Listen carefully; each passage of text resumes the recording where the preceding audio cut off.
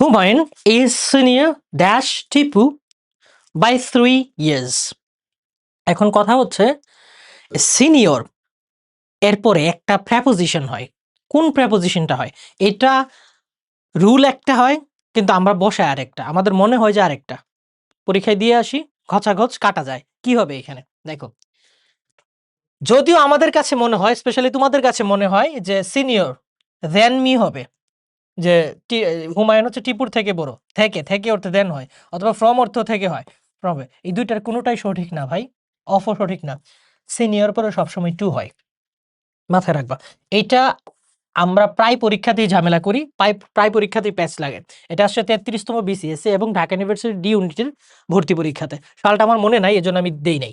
তো Humayun is senior dash Tipu, Humayun senior to হবে। Two কেন হবে আমি তোমাকে বলছি, একটু মনোযোগ দাও, হ্যাঁ, খেয়াল করো। তো ফ্যাক্ট হচ্ছে কয়েকটা শব্দ আছে যেগুলোর পরে অ্যাপ্রোপ্রিয়েট প্রেপোজিশন হিসেবে সবসময় টু ই বসে।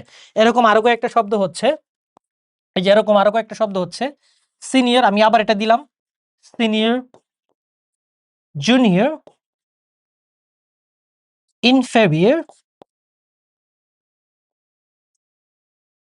প্রায়র, আই মিন প্রায়র আর কি, বাংলাদেশি অ্যাকসেন্টে প্রায়র বলে এটাকে, প্রায়র,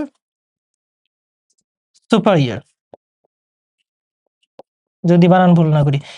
এই কয়েকটা শব্দের পরে সবসময় প্রেপোজিশন হিসেবে টু বসবে, খেয়াল রাখবা, সবসময় প্রেপোজিশন হিসেবে টু বসবে, কোনো রকম ঝামেলা নাই।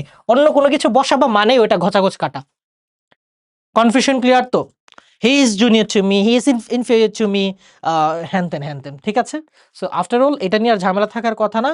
যদি ঝামেলা থাকে কমেন্টে জানিয়ে দিও যে ভাই আমার এটা নিয়ে ঝামেলা আছে আপনাদের। কিন্তু মাস্ট বি মাথায় রাখবা, এই শব্দগুলোর পরে সবসময় টু ই বসে, কখনো দেন হয় না, কখনোই ফ্রম হয় না। আজকে পর থেকে ক্লিয়ার হবে তো?